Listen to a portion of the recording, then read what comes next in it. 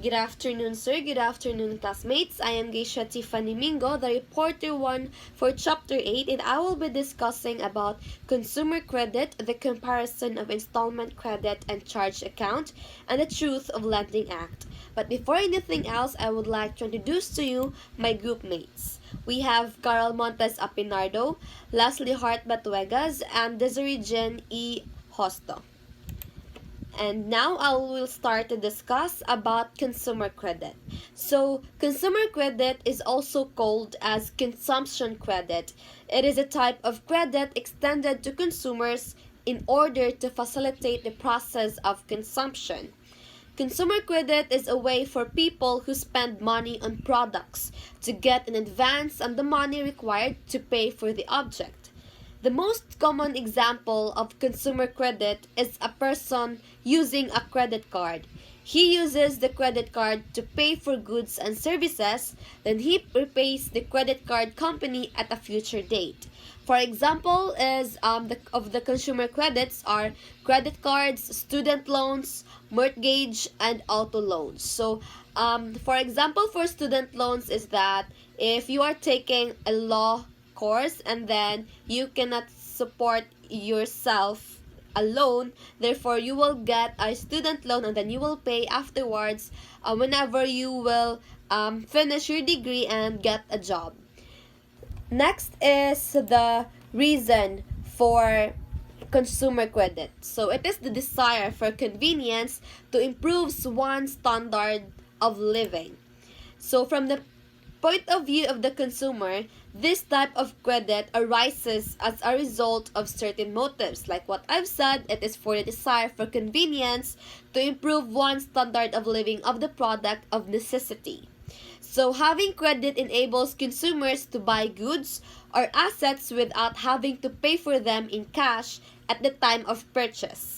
In an emergency like you cannot receive your allowance or you have to pay for a damage, then you have cost and you do not have any cash at the moment, then it could be a lifesaver. However, it may lead you to disadvantage. Consumer credit can come at a cost, including interest charges and potential fees. Access to consumer credit might enable you to spend beyond your means, and missed payments and high debt levels could damage your credit and impact your ability to obtain credit in the future. So, for example, you have spent a lot of money in your credit card and you have bought a lot of unnecessary stuff, and then you are unable to pay for it in a due time or a due date given. Therefore it could affect your background and also your ability to obtain certain credit in the future in case you need it. So next is the retail credit. It is obtained through charge account and installment credit. So retail credit is a type of a consumer credit but with a more specific purpose. A retail credit line generally is a credit card for use at one particular store.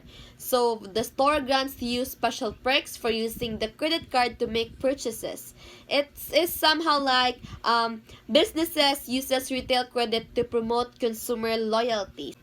Next, moving on, at the charge account and installment credit and comparison. So for the installment credit, buying is durable to consumer goods. So when we say of durable good or consumer good, it includes bicycles, books, household goods, for example, home appliances, consumer electronics, furniture, tools, etc. And non-durable goods or soft goods are the opposite of durable goods, because under the charge account, purchases is non-durable consumers items. For example, are food, beverages, clothing, shoes, and gasoline. So these are purchased for immediate or almost immediate consumption and have a lifespan ranging from minutes to 3 years.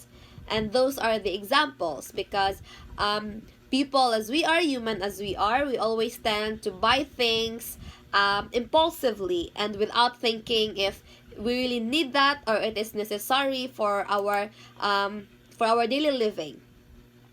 Next, for the installment credit is the title to goods purchased does not pass to the buyer until the last installment. So, for example, you have bought a motorcycle in under installment credit, then therefore you cannot get the title or the name of the motorcycle that it is actually yours until the time that you are able to pay it fully.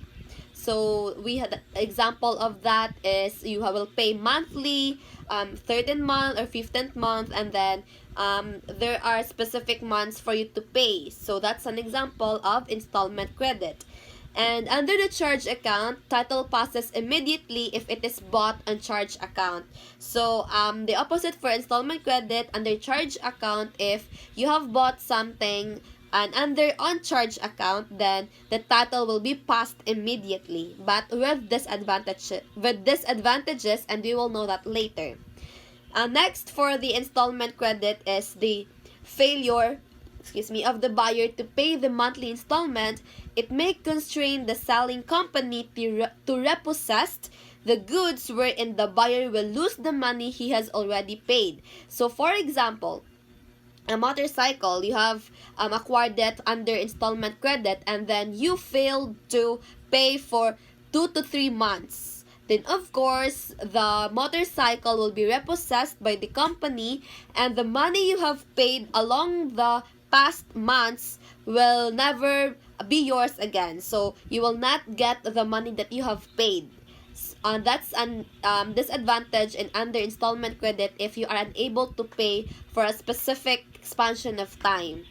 And under charge account, the goods purchased must have disappeared during the consumption or use. So for example, if you have food, if you will buy food, then you really need to have the disappearance during the consumption or use, because that's a necessary rule for the charge account.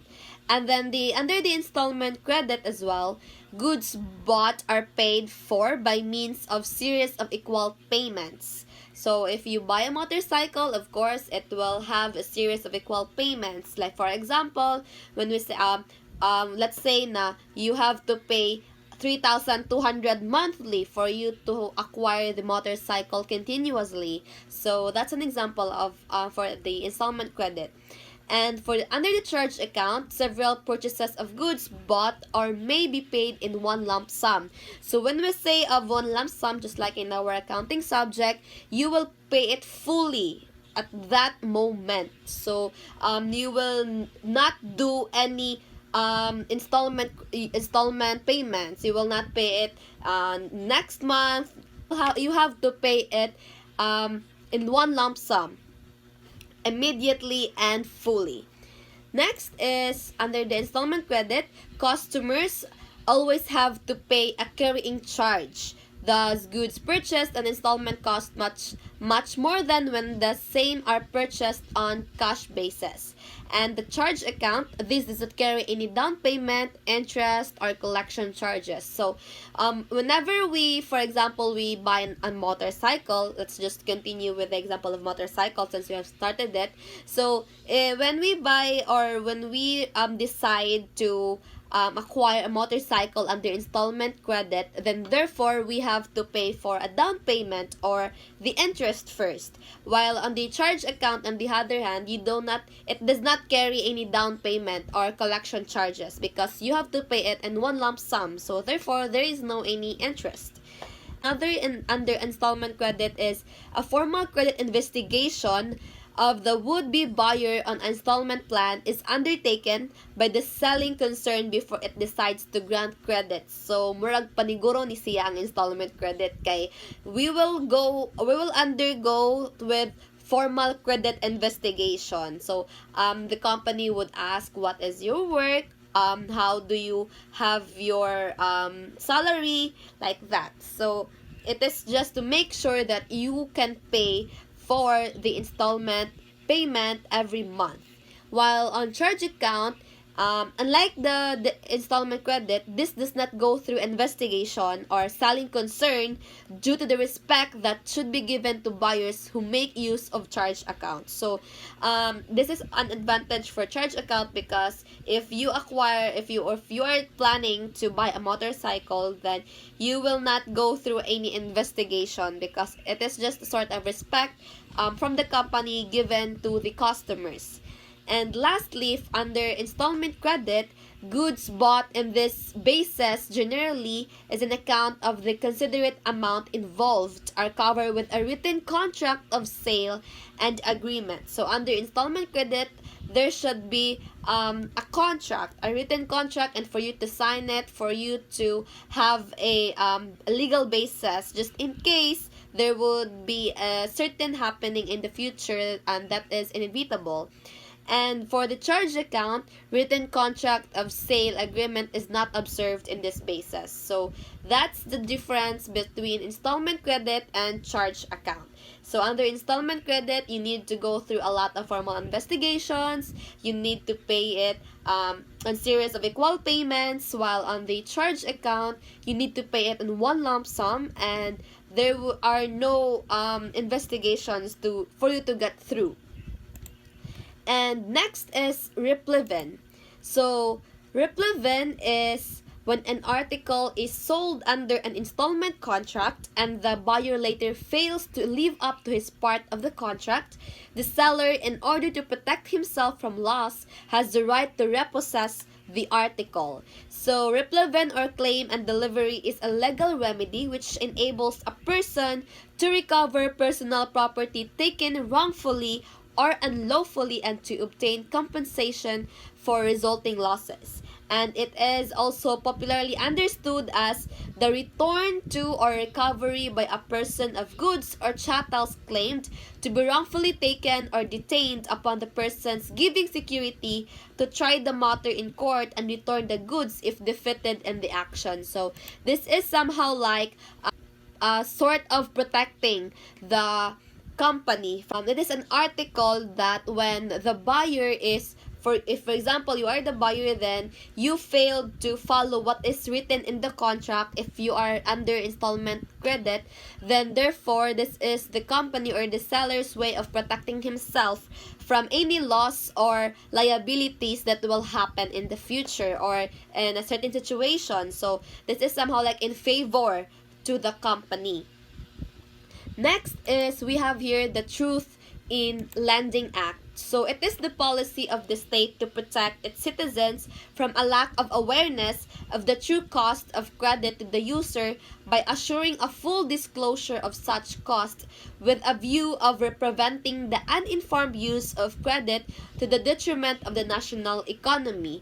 So this law provides that any creditor shall furnish to each person to whom credit is extended. So prior to the consummation of the transaction, a clear statement in writing setting forth to the extent applicable and in accordance with rules and regulations prescribed by the Monetary Board the following information. So these are the truths that you need to know about Lending Act, and these are the following information.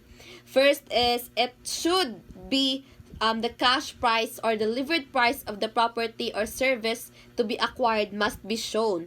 And second, the amounts, if any, to be credited as down payment and or trade-in, and the difference between the amount set forth under clauses number 1 and 2, which I have said earlier, and then the charges individually itemized which are paid or to be paid by such person in connection with the transaction, but which are not incident to the extension of the credit. It should be written also in the Truth of Lending Act the total amount to be financed, the finance charge expressed in terms of pesos and centavos, and the percentage that the finance charge bears to the total amount to be financed expressed as simple annual rate on the outstanding and paid balance of the obligation. So the Truth in Lending Act serves as any creditor shall furnish to each person whom credited is extended. So this is somehow like before you jumped into having a credit, or for example for the other different ways of acquiring credit under installment credit or under the charge account, you need to know the basic information that should be shown in the monetary board. So this is to protect you and for you to have enough knowledge of what are the following information that will be shown under this lending act, so for you to be protected as well. That ends my report, and now I am giving you to our next reporter to add also some information for the following topics. That would be all. Thank you.